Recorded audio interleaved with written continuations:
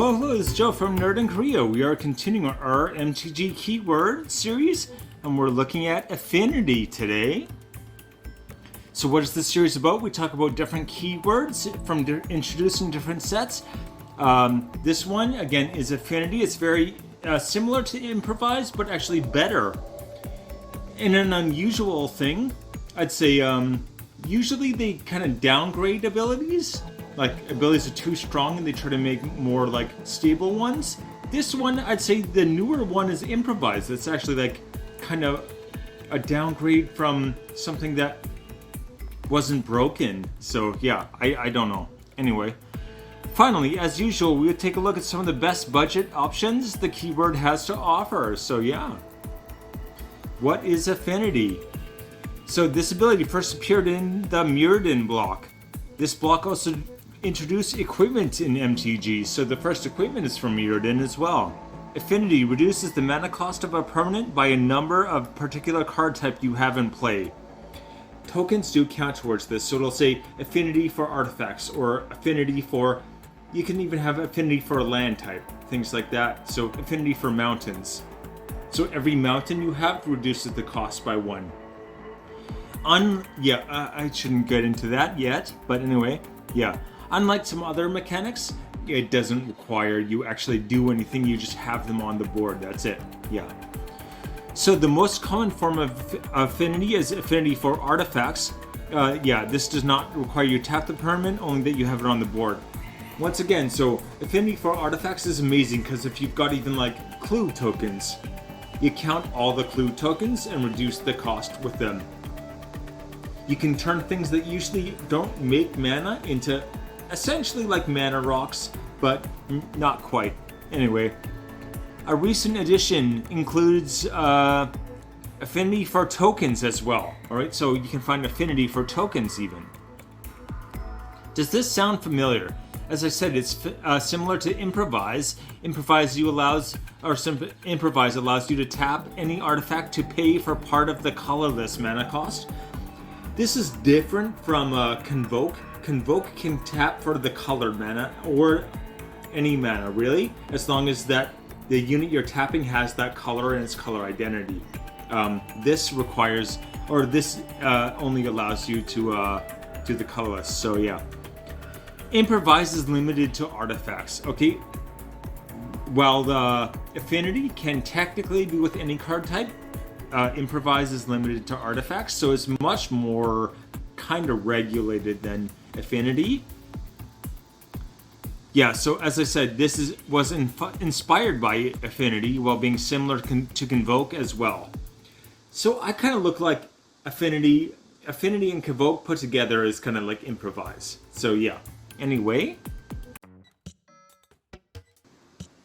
honorable mentions: Furnace Hellkite, 5 red. I actually almost put this into a deck recently, into my Saheeli artifact deck. Artifact decks will love this. It's really not hard to cast this for like 2 red. A 5/5 flyer for 2 red that you can boost this damage with. That's pretty incredible, actually. So that is 4 cents. Refurbished Familiar. I really like this one. I'm going to put this in a deck soon, actually. 3 and a black for a 2/1 with flying. Again, affinity for artifacts. So every artifact you have reduces its cost. You can get down to 1 black for a 2/1 flyer. You're still okay, but when it enters the battlefield, each opponent discards a card. For each opponent who can't, you draw a card. I'm putting this in a discard deck. So the idea is that not only do I reduce the cost with artifacts, even treasure tokens, things like that, when I play it, they're all going to discard, and if they've already discarded all their hand, then I'm going to start drawing more cards. Really mean. Anyway, 22 cents. And Aethersworn Sphinx? I would say Aethersworn. I think this is not. Aether is spelled A-E, so Ether, I guess. But anyway. 7, Azorius, so white-blue. For a 4/4 flyer. Affinity for artifacts again. Azorius is not bad with artifacts, really. I guess anything with blue can make some use of artifacts, but it has Cascade. So when this enters the battlefield, you can cast it for potentially 2, and it will go cast something, you'll go through your deck, or yeah, start exiling from the top of your deck, and whatever comes up, that is, what? The total cost would be 9 listed, so 8 or less, it'll just cast it automatically. So if you combine this with even some pretty basic scry effect, or like brainstorm or something like that, this is just a monster. This is like paying 2 mana for a 4/4 flyer plus whatever spell you put at the top of your deck that costs up to 8. Woo! Okay, number 5 in our budget cards here. Nahiri 4 Jin Fury. So 4 and Boros, red-white. 5/4, and she has Affinity 4 equipment. So again, I'm getting this for my Boros deck. It's actually on the way right now, or it should be. Kindle Shop, you better send it. But anyway. Yeah, you can potentially just cast this for a red and a white. Anyway, a red and a white for a 5/4 is already good, but whenever an equipped creature you control attacks, exile the top card of your library. You may play that card this turn. Kind of a standard, that's the word. A standard pseudo card draw red has, but here's the twist. You may cast equipment spells this way without paying their mana cost. So you can just start like cheating out equipment, and especially I have an Arden deck, and Arden basically lets you put all your equipment and auras onto one creature once per turn at the beginning of combat. So yeah, she's going to cheat it in, and then Arden is going to equip it for free. So yeah, that's a whole lot of cheat or cost reduction right there. Anyway, 152. Number 4, Tomek, Wielder of Law. So he is 1 and Orzhov for a 2/4 Flying Vigilance. Affinity for Planeswalkers. So this is a weirder one. Also, the Affinity usually has a higher cost that it can reduce, but this is only 1, right? Which is, I think, better for most decks. Most decks don't have a whole bunch of Planeswalkers, so this is probably reasonable. And yeah, a 2/4 flyer for 2 mana is actually pretty good. Flying Vigilance, sorry. Whenever an opponent attacks with creatures, if 2 or more of those creatures are attacking you and or planeswalkers you control, that opponent loses 3 life and you draw a card. I think this is better than most Pillow Fort cards. They can still attack you with 1 without this happening, but if it's like I lose 3 life and you draw a card, I don't want to do that. The 3 life I don't really care that much about. I'm more worried about the card draw, and the 2 of them together make it seem like a bigger deal. Anyway, 111. Number 3, Thought Monitor. So again, Affinity for artifacts, the standard. 6 blue for a 2/2 flyer, and when it enters the battlefield, draw 2 cards. Hey, nice and simple. Good one. Yeah. 162.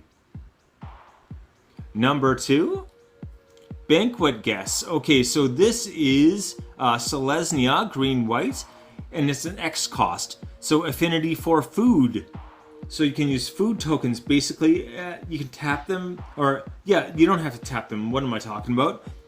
You can, every food you have is going to help give this an extra +1/+1. So yeah, when it enters the battlefield, it enters the battlefield with twice X +1/+1 counters. Sorry, twice.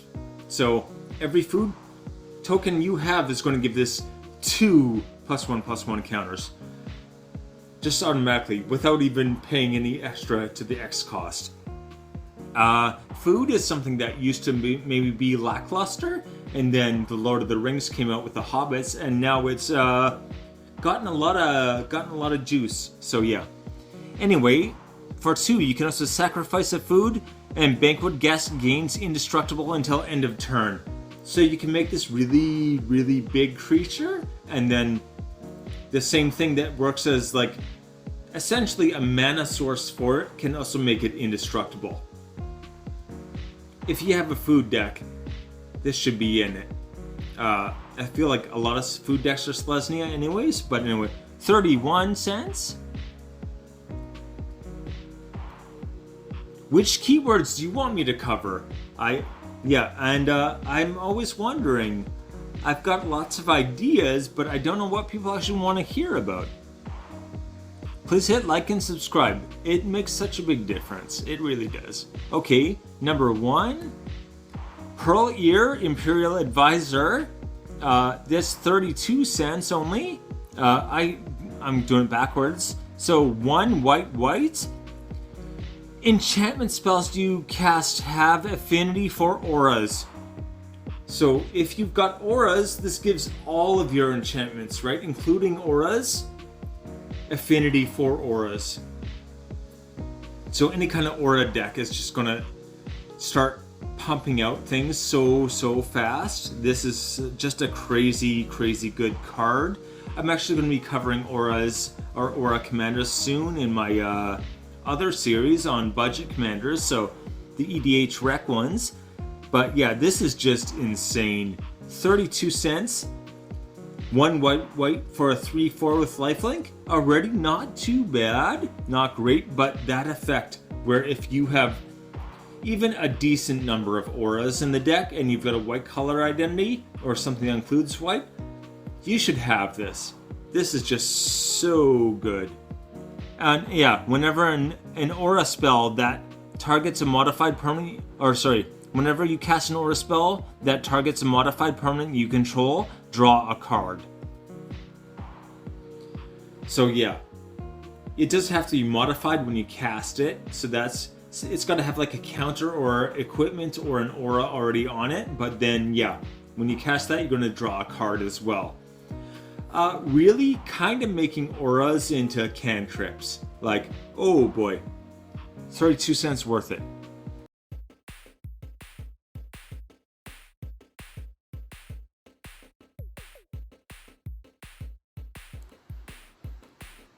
The list. Okay, Nahiri, Forged in Fury, 52 or 152. Tomek, Wielder of Law, 111. Thought Monitor, 162. Banquet Guest, only 31 cents. And finally, Pearl Ear Imperial Advisor. I felt like I said that wrong. Anyway, 32 cents. Oh, wow. Anyway, alright, take it easy.